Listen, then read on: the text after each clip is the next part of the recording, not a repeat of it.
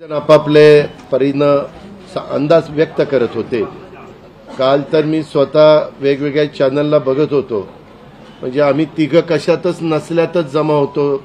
बाकीच्यांच्या गाड्या फिरवणं, ड्रायव्हिंग करणं, इकडे जाणं तिकडे जाणं इतकं काही सुरू होतं की आम्ही पहिल्यांदा 1:45च्या पुढे जाऊ आम्हाला वाटत होतं। कालचं सगळं बघितल्यानंतर आम्हाला वाटायला लागलं की आपण कुठेतरी खाली जातोय का काय। परंतु महाराष्ट्रातल्या जनतेने विकासाकडे बघून महायुतीला प्रचंड अशा प्रकारचं जे यश प्राप्त करून दिलंय त्याबद्दल महाराष्ट्रातल्या तमाम जनतेचं महायुतीच्या वतीनं व्यक्तिशः माझ्या वतीनं मी त्यांना मनापासून धन्यवाद देतो, मनापासून आभार मानतो। सगळेच कार्यकर्ते राबले, उमेदवार राबले, सगळे सहकारी घटक पक्षाचे, मित्र पक्षांचे सगळे आमचे सहकारी त्याच्यामध्ये स्वतःला झोकून दिलं आणि सगळ्यांनी ही निवडणूक आपली स्वतःची निवडणूक आहे असं समजून त्या ठिकाणी कामाला लागले। आमच्या ज्या योजना होत्या योजनांच्याबद्दल बरेच थोडीशी चेष्टा मस्करी करण्यात आली, आम्हाला त्याच्यामध्ये दोष देण्यात आला, आमची थोडंसं टीका टिप्पणी करण्यात आली की राज्य कंगाल केलं, अमुक झालं तमुक झालं। परंतु नंतर त्यांचे जाहीरनामे बाहेर आल्यानंतर आम्हाला ते दिसलं की हे काय चाललेलं आहे, कसं चाललेलं आहे, कुठलाही हिशोब न ठेवता अशा प्रकारचे जाहीरनामे बाहेर आले आणि आपण सगळ्यांनी त्या ठिकाणी पाहिलं। आम्ही मुळात काय केलं, लोकसभेच्या निवडणुकीच्या निमित्तानं आम्हाला मोठं अपयश आलं। म्हणजे महाराष्ट्रामध्ये आम्हाला तिघांनाही वाटलं नव्हतं की बाबा अशा प्रकारचं आपल्याला अपयश मिळेल, परंतु ते मिळालं, आम्ही ते मान्य केलं। त्याच्यातून आम्ही पुन्हा सावरण्याचा प्रयत्न केला। अर्थसंकल्प सादर करत असताना आम्ही सरकारमध्ये तिघांनी मिळून काही योजना जाहीर केल्या। त्या योजना इतक्या पॉप्युलर झाल्या, त्याच्यामध्ये लाडकी बहिणा म्हणजे गेम चेंजरच ती योजना झाली। अंडर करंट असा का बहिणींनी दाखवला की मी सगळे उताने पडले, सगळे आडवे झाले।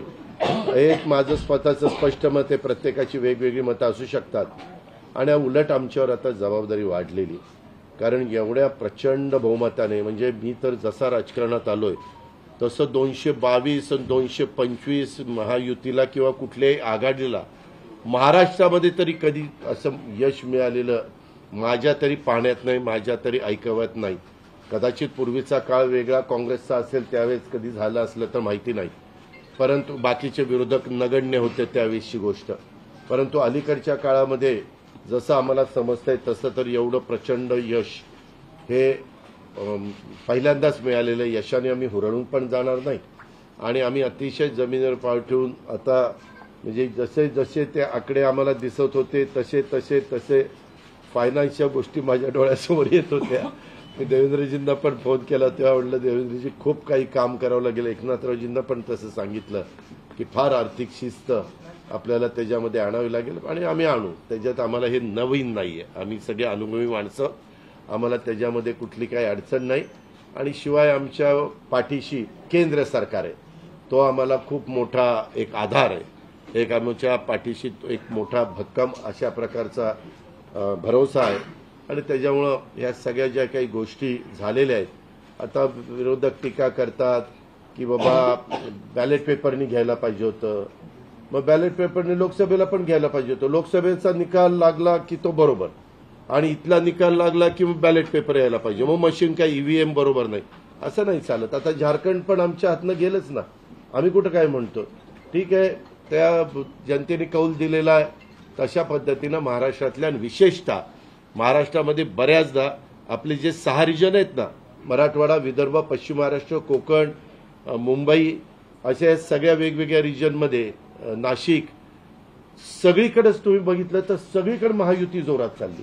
असं कुठं नाही की मागच्या वेळेस कसं झालं, आम्हाला झटका दिला तो मराठवाड्याने दिला, आमची एकच जागा त्यावेळेस भुमरे साहेबांची आली संभाजीनगर सिटीतली, बाकीकडे सगळीकडे आम्हाला दारुण पराभवाला सामोरं जावं लागलं आणि तसं ह्यावेळेस झालं नाही। तुम्ही जर अंदाज घेतला तर सगळीकडेच चांगल्या प्रकारे महायुतीला यश मिळालं, काही जागा गेल्या त्या फार थोड्या मतांनी त्या बाबतीमध्ये गेलेले आहेत असंही चित्र। आणि मीडियावाल्यांनो मला एक तुम्हाला इलेक्ट्रॉनिक पण आहे, प्रिंट पण मीडिया आहे, मला एक कळत नाही, तुम्ही खऱ्या बातम्या देत चला ना. जे खऱ्या देत नाही त्यांना मला म्हणायचं तुम्ही बाकी सगळे खऱ्या बातम्या देतात, त्याच्याबद्दल दुमत नाही.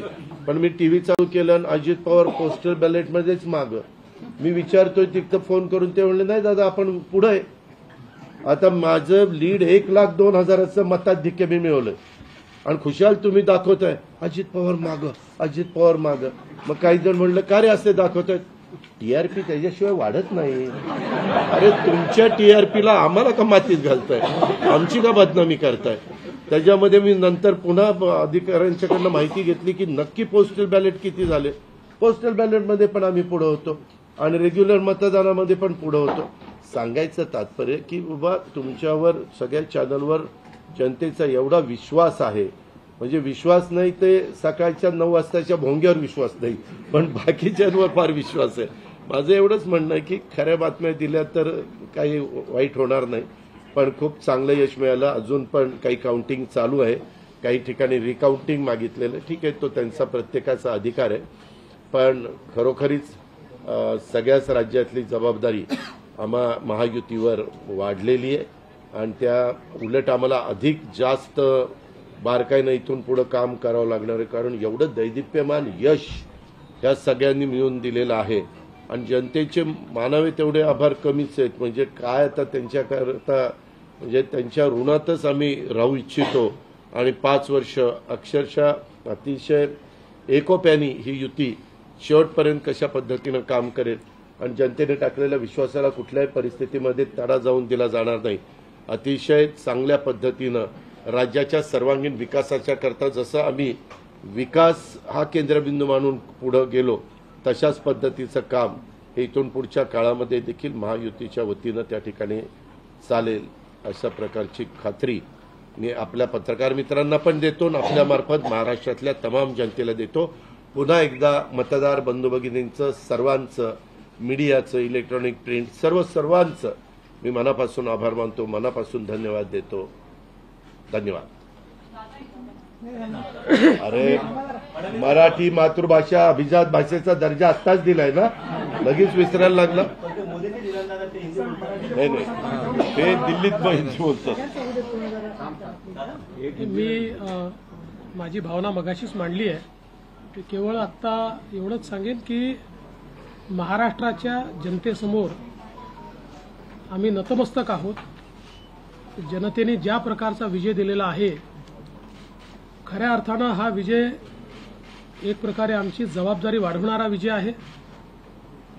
देशाचे प्रधानमंत्री मोदीजींवर महाराष्ट्राने दाखवलेला विश्वास आहे आणि त्यामुळे आता आम्हाला खूप काम महाराष्ट्रामध्ये करावं लागेल याची आम्हाला जाणीव होते आहे. म्हणून पुन्हा एकदा महाराष्ट्रातल्या सगळ्या मतदारांच्या चरणी आम्ही नतमस्तक होतो आणि त्यांना आश्वस्त करतो की त्यांनी जो विश्वास दाखवला त्या विश्वासाला आम्ही तडा जाऊ देणार नाही. सगळ्यांचे अतिशय मनापासून आभार.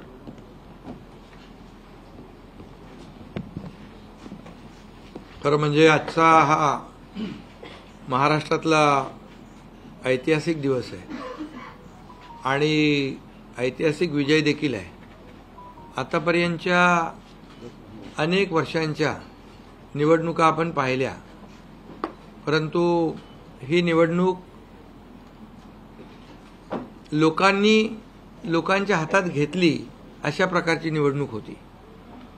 म्हणजे लँडस्लायडिंग जो काही विक्ट्री आपण म्हणतो ऐतिहासिक, म्हणजे याला काय शब्द वापरायचे मला कळत नाही, परंतु लोकांनी मतांचा, प्रेमाचा वर्षाव महायुतीवर केला. कारण लाडकी बहीण असेल, लाडका भाऊ असेल, लाडका शेतकरी असेल, एकंदरीत सगळ्याच घटकातल्या लोकांनी यावेळेस महायुतीवर प्रेम दाखवलं आणि त्यामुळे मी सगळ्या मतदारांना मनापासून धन्यवाद देतो आणि त्यांना एवढ्या मोठ्या ऐतिहासिक विजयासाठी साष्टांग दंडवत घातला पाहिजे अशा प्रकारचं काम मतदारांनी केलेलं आहे. खरं म्हणजे गेल्या 2-2.25 वर्षामध्ये मी देवेंद्रजी, अजितदादा, आम्ही जे काम केलं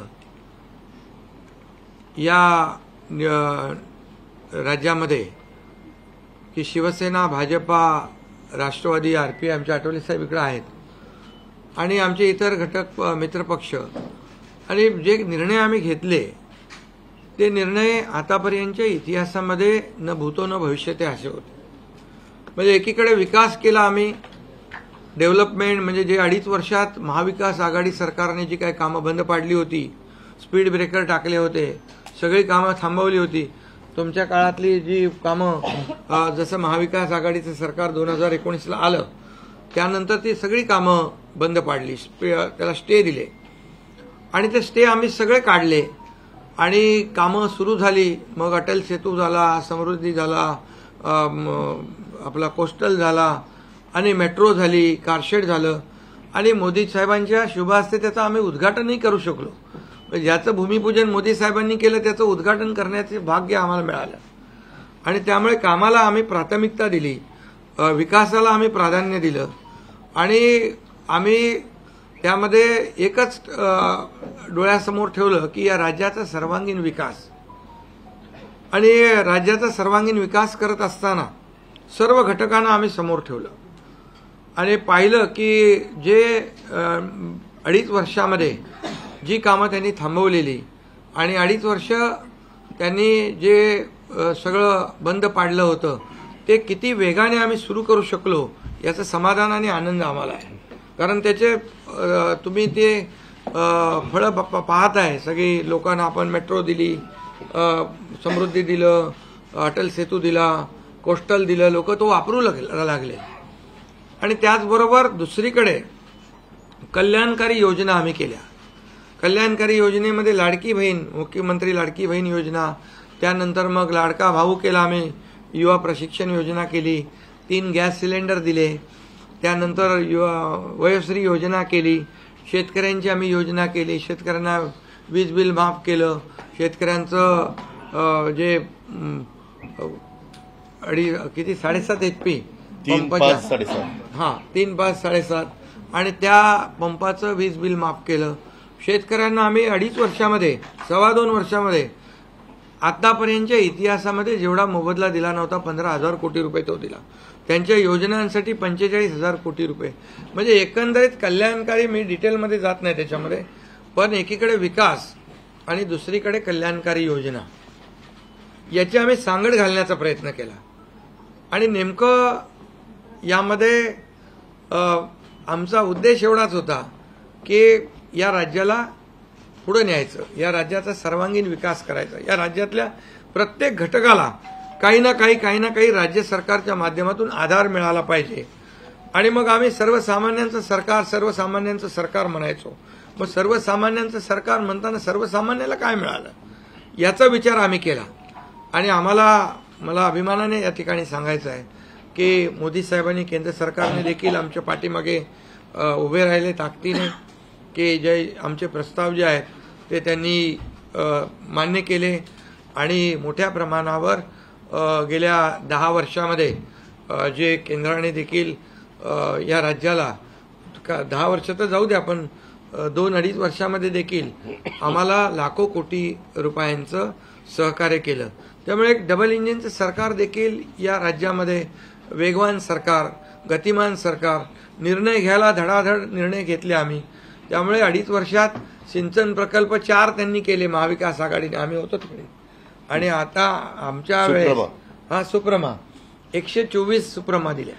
म्हणजे एक फक्त उदाहरण की अशा प्रकारचं काम आम्ही केल्यामुळे या राज्यातल्या जनतेने, सर्वसामान्य माणूस आम्ही केंद्रबिंदू मानला. म्हणजे त्याच्यामध्ये महिला आहेत, गरीब आहे, युवक आहे, शेतकरी आहे, यांना आम्ही केंद्रबिंदू मानून काम केलं आणि त्यांच्यासाठी आम्ही योजना केल्या. काय आमच्यावर आरोपही झाले, एका रेवड्या बाटण्या काय म्हणजे तुम्ही हे वाटप सुरू केलंय, बहिणींना विकत घेताय का, काही लाच देताय का, या सगळ्या गोष्टीला आम्ही सामोरं गेलो. कोर्टामध्ये काही लोक गेले ही योजना बंद करण्यासाठी. आणि म्हणून लाडकी बहीण योजना जी आहे, त्याचबरोबर शासन आपल्या दारी, आम्ही याच्यापूर्वी शासन आपल्या दारी आम्ही केलं, डायरेक्ट तेव्हाही योजना होत्या, पूर्वी लाभही होते, सगळं होतं, परंतु लोक कंटाळून ते योजनांचा लाभ घेण्यापासून वंचित राहत होते. आम्ही 5 कोटी लोकांना त्याचा लाभ दिला, शासन आपल्या दारी. आणि आपल्या लाडकी बहीण योजना, यामुळे एकंदरीत लोकांनी विश्वास ठेवला की हे देणारं सरकार आहे, हे फक्त बोलणारं सरकार नाही आहे. आणि म्हणून देणारं सरकार आहे याच्यावर विश्वास ठेवला आणि कल्याणकारी योजना ज्या केल्या आम्ही फक्त बोललो नाही, तर 5 इन्स्टॉलमेंट लाडक्या बहिणींच्या खात्यात टाकले सुद्धा. आणि आम्हाला माहित होतं हे विरोधक सावत्र भाऊ आमच्या या नोव्हेंबरच्या पैशामध्ये अडकाटी आणतील, म्हणून आम्ही ऑक्टोबरमध्येच आचारसंहिता लागायच्या अगोदर नोव्हेंबरचे पण पैसे दिले. कारण शेवटी आम्ही देण्याची नियत आमची आहे, नियत साफ आहे. कारण आम्ही फक्त कागदावर योजना ठेवायच्यासाठी केलं नाही. आणि त्यामुळे एकंदरीत या राज्यामध्ये सर्वसामान्यांचं सरकार सर्वसामान्यांसाठी काहीतरी करतंय ही भावना प्रत्येकाच्या मनामध्ये निर्माण झाली. आणि आम्ही म्हणालो कॉमन मॅन. आता कॉमन मॅनने आम्ही ठरवलंय की त्यांच्या जीवनामध्ये काही बदल घडवून चांगले दिवस आणून त्याला सुपरमॅन करायचं. पण त्यांनी आम्हाला या निवडणुकीत सुपरमॅनसारखं काम करून दाखवलं आणि एवढं भरभरून त्यांनी आशीर्वाद दिले की लोकांनी एवढंच आहे की यामध्ये बऱ्याचशा गोष्टी स्पष्ट झाल्या. लोकांनी कल्याणाचं आणि विकासाचं राजकारण स्वीकारलं. लोकांनी सुडाचं, आरोपाचं, द्वेषाचं राजकारण झिडकारलं. आणि म्हणून 2 निवडणुका ज्या लोकसभेमध्ये पण आणि लोकसभेत फेक नॅरेटिव्ह वगैरे सगळं केलं, काय केलं, संविधान बदलणार वगैरे, सगळ्या जातीमध्ये भीती निर्माण केली, प्रत्येकाला घाबरवलं, तरी सुद्धा एवढं होऊन पण प्रधानमंत्रीपदी मोदी साहेबच बसले. आता ते म्हणाले जनतेच्या दरबारात जाऊ, आम्ही जनतेच्या दरबारात जाऊ, लोकसभेच्या वेळेस पण गेले. पण शेवटी एवढं करून, एवढे सगळं खोटं नाटं सांगून, लोकांना घाबरवून पण प्रधानमंत्रीपदी शेवटी मोदी साहेब बसले. आणि आताही म्हणाले आम्ही जनतेच्या दरबारात जाऊ. आता जनतेने त्यांना जो काय मॅन्डेट द्यायचा तो दिलेला आहे. आणि त्यामुळे जनतेने पूर्णपणे विकासाला आणि कल्याणकारी योजनांना स्वीकारलेला आहे. यामध्ये लोक रोज आमचं सरकार स्थापन झाल्यापासून रोज सरकार पडणार रोज आम्हाला 3-4च शब्द ठेवले होते त्यांनी. ते शब्द तुम्हाला माहित आहे, मी ते परत त्याचा उच्चार करू इच्छित नाही. पण 4था शब्द होता का? नाही. पण आम्ही त्याला आरोपाने उत्तर नाही दिलं. आम्ही कामातून उत्तर दिलं त्याला. आणि कामातून उत्तर दिलं आणि ते काम लोकांना भावलं की बाबा हे काम करणारे लोक आहेत आणि काम सर्वसामान्य लोक आहेत.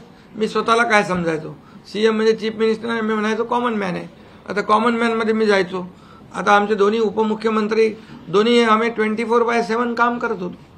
आणि याच्यामुळे घरी बसून सरकार चालवता येत नाही, फेसबुकवरून सरकार चालवता येत नाही, हे स्पष्ट झालेलं आहे. आणि म्हणून आम्ही लोकांच्या, बाळासाहेब सांगायचे, कार्यकर्ता घरात नाही लोकांच्या दारात शोभून दिसतो. शासन आपल्या दारी आम्ही घेऊन गेलो. आणि म्हणूनच आज बाळासाहेबांच्या विचारांनी आम्ही सरकार स्थापन केलं 2019ला मोदी साहेबांच्या आशीर्वादाने. आणि 2019ला जे सरकार स्थापन व्हायला पाहिजे होतं ते सरकार स्थापन झालं नाही. ते लोकांनी बरोबर लक्षात ठेवलेलं आहे. लोक ते विसरलेले नाहीत.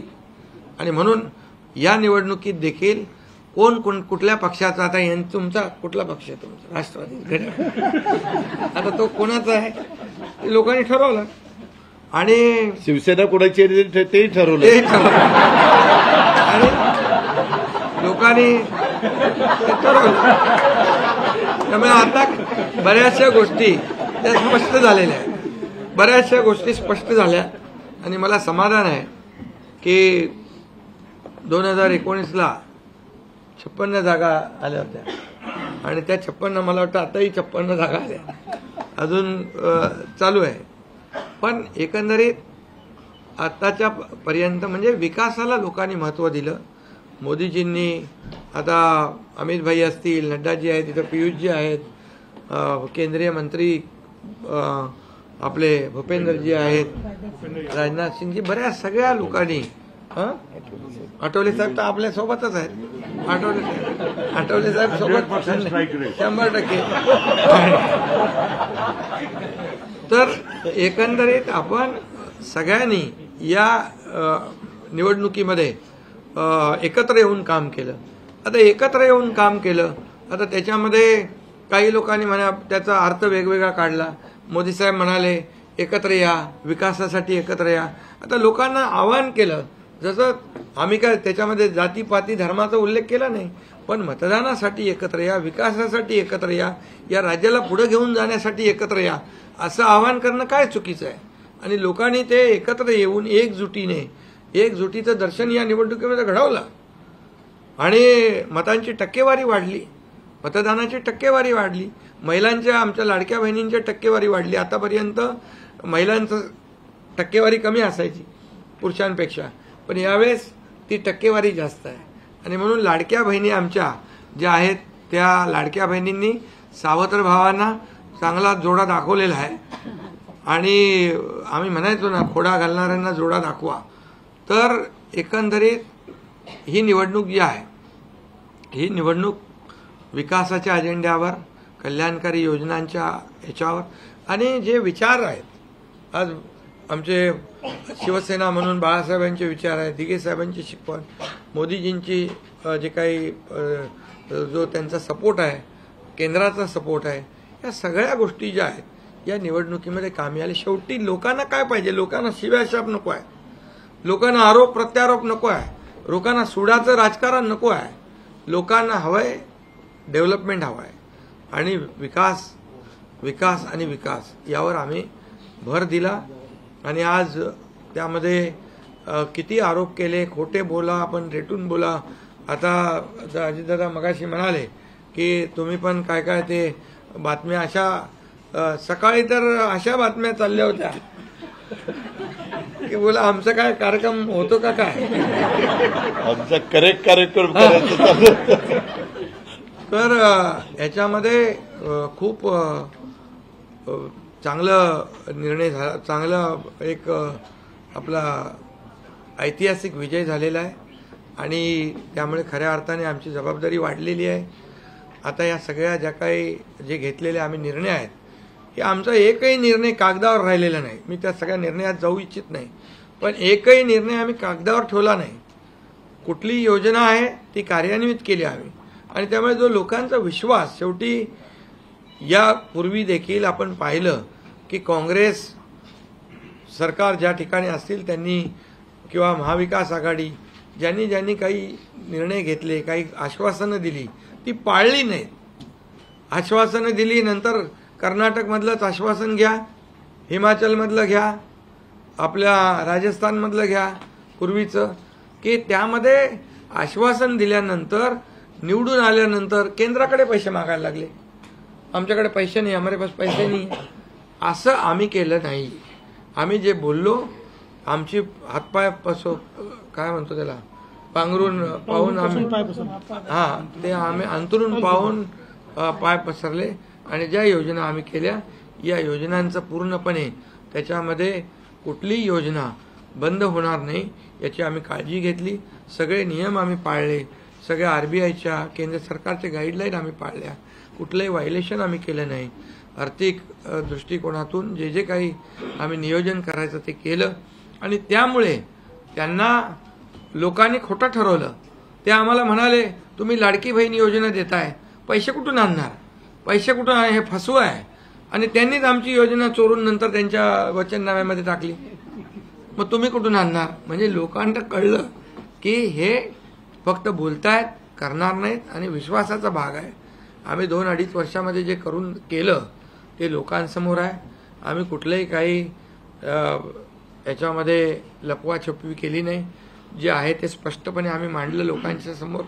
लोकांच्या दरबारामध्ये आम्ही गेलो आणि लोकांना काम आवडतं, लोकांना विकास पाहिजे, लोकांना कल्याणकारी योजना पाहिजेत, ते आम्ही देण्याचा प्रयत्न केला आणि विकासाकडे या राज्याला नेण्याचा आम्ही प्रयत्न केला. यामध्ये केंद्राचा आम्हाला खूप मोठ्या प्रमाणावर सपोर्ट मिळाला. 10 वर्षामध्ये मी तो आकडा अगोदर पण मी सांगितला होता. मनमोहन सिंग प्रधानमंत्री होते, 10 वर्षात राज्याला त्यांनी 2 लाख कोटी दिले, पण यावेळेस 10 वर्षामध्ये मोदीजींनी 10 लाख कोटी दिले. म्हणजे आताचं नवीन उदाहरण तर 76,000 कोटी वाढवण बंदर आहे, दिघी बंदर आहे. अशी म्हणजे डेव्हलपमेंटसाठी जे आहे, मग ते एअर कनेक्टिव्हिटी असेल, water connectivity, rail connectivity, road connectivity असेल, अनेक प्रकल्पांना जे काही पाण्याची योजना असतील आमच्या, त्या सगळ्याला खूप मोठ्या प्रमाणावर सपोर्ट केला आणि त्यामुळे आम्ही या राज्याला विकासाकडे घेऊन जाऊ शकलो आणि लोकांना कल्याणकारी योजना आम्ही देऊ शकलो. आणि लोकांना आम्ही याच्यामध्ये मतं नाही, आम्ही लोकांची मनं जिंकलेली आहे. आज लोकांना शेवटी काय विश्वास महत्वाचा आहे. विश्वासावर सगळ्या गोष्टी चालतात. तुम्ही काही सांगा आणि नंतर त्या हात वरती करा, अशा प्रकारचं काम आमच्याकडून झालं नाही. आणि त्यामुळे आम्ही काम करणारे लोक आहोत, कार्यकर्ते आहोत आणि म्हणून आम्ही 24/7 काम केलं. जेव्हा जेव्हा शेतकरी अडचणीत आला तेव्हा तेव्हा त्याच्या मागे आम्ही उभं राहिलो. त्याला वाऱ्यावर आम्ही सोडलं नाही. आणि त्यामुळे जो जो सर्वसामान्य घटक जेव्हा जेव्हा अडचणीत आला त्याच्या मागे आम्ही उभं राहण्याचं काम केलं. त्यामुळे एक प्रकारचं हे सरकार जे आहे, एक पाठीराखा सरकार, एक सरकार जे आहे हे सर्वसामान्याला न्याय देणारं सरकार आहे. जनतेच्या पाठीमागे ताकदीने उभं राहणार सरकार आहे. जसं आमच्या मागे केंद्र सरकार ताकदीने उभं राहिलं तसं आम्ही जनतेच्या मागे उभे राहिलो. आणि म्हणूनच आम्हाला हा असा प्रचंड दैदिप्यमान हा विजय मिळालेला आहे. आणि आम्ही या विजयाचं श्रेय जे आहे आमच्या मतदारांना देतो, जनतेला देतो. जे आमचे महायुतीचे सर्व कार्यकर्ते आहेत त्यांनी मेहनत घेतली आहे त्या सगळ्यांना देतो. आणि म्हणूनच यापुढे जे काही काम आहे या जनतेच्या हितासाठी करणं एवढंच आमची जबाबदारी आहे. त्यामुळे पुन्हा एकदा मी आपल्या सगळ्या पत्रकारांना मनापासून धन्यवाद देतो, आपलेही आभार मानतो. आणि आता इथून पुढे तुम्ही खऱ्या चांगल्या बातम्या दिल्या तर तुमचा TRP वाढत जाईल. आमचे प्रकल्प जे आम्ही सुरू केलेत त्याच्या बातम्या द्या, लोकांच्या फायद्याचे जे प्रकल्प आहेत त्याच्या बातम्या द्या. देवेंद्र जी, वाचाळवीरांच्या बातम्या देऊ नका. देवेंद्र जी, एक सवाल ये है कि महाराष्ट्र में पिछले कुछ समय से जाति जाति में लगातार एक दंगा फैलाने की कोशिश हो रही थी. क्या स्थिर सरकार को लेकर के मैंडेट है क्या? दूसरा, वोट जिहाद शब्द आपने इस्तेमाल किया था, इस बार भी ऐसी कोशिश कई जगहों पर हुई थी, उसको कैसा जवाब? मुझे ऐसा लगता है कि प्रधानमंत्री जी ने एक जो नारा दिया था, एक है तो सेफ है, सब समाज को साथ में लाने वाली जो बात प्रधानमंत्री जी ने कही थी, महाराष्ट्र के लोगों ने उसको रिस्पॉन्ड किया है. और महाराष्ट्र के सभी समाजों ने एक साथ मिलकर एक बड़ा मैंडेट हमको दिया है. मुझे लगता है कि आज निश्चित रूप से जो लोग तुष्टीकरण की राजनीति करना चाहते थे, जो डिविजिव पॉलिटिक्स करना चाहते थे, उनको करारा जवाब जनता ने ही दिया है. और प्रधानमंत्री जी की बात को लोगों ने यहाँ पर एक्सेप्ट किया है.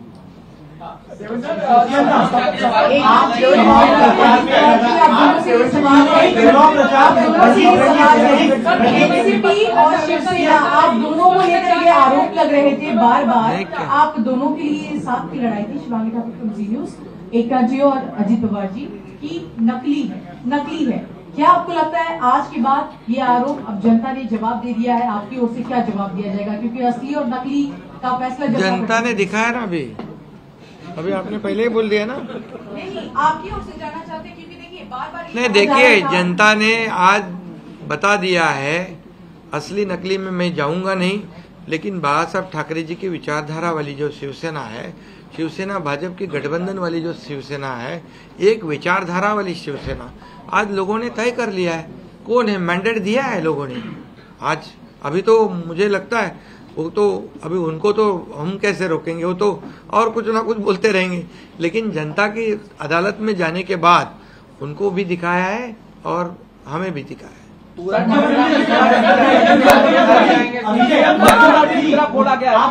ईवीएम का देखो, अभी झारखंड में ईवीएम अच्छा है क्या? झारखंड में, कर्नाटक में ईवीएम अच्छा था. जब अभी वो लोग पहले जब जीतने के बाद बोलते ईवीएम अच्छा है, इलेक्शन कमिश्नर अच्छा है, वो लोग तो सुप्रीम कोर्ट तक तो उनको सलाह मशवरा देते हैं. उनको वो जो यंत्रणा उनके बाजू से मतलब उनके फेवर में रिजल्ट आते अच्छी है। अभी तो वोटर लिस्ट पे भी उन्होंने ऑब्जेक्शन लिया था। तो जब हार जाते हैं तो बोलते ये यंत्रणा खराब है, जीतते तो बोलते अच्छा है। ऐसा कैसा है?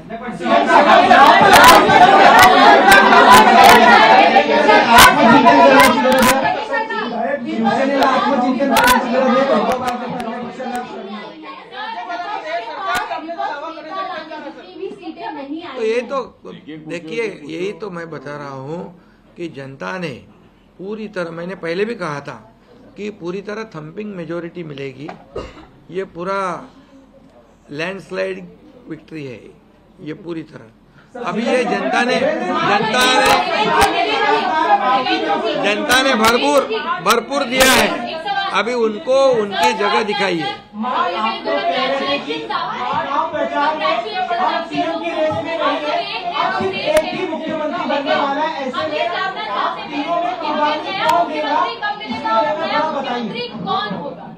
अरे भैया, अभी हम लोग अभी तो आंकड़े भी आने के अभी चालू है ना, काउंटिंग चालू है। अभी होने के बाद हमारी तीनों पार्टियां बैठेगी। हमारा जैसे आपको बताते हैं, जैसे हमने सीटों का बंटवारा हुआ, हमें कोई मतभेद हमारे में नहीं थे, आज भी कोई मतभेद नहीं है। हम हमारे वरिष्ठ और हम लोग बैठकर उसके ऊपर निर्णय लेंगे। बच्चे हैं नई सरकार को लेकर के, तो क्या कब तक दावा पेश करेंगे गवर्नर के पास? अरे हमें करो ना। कब तक दावा पेश करेंगे?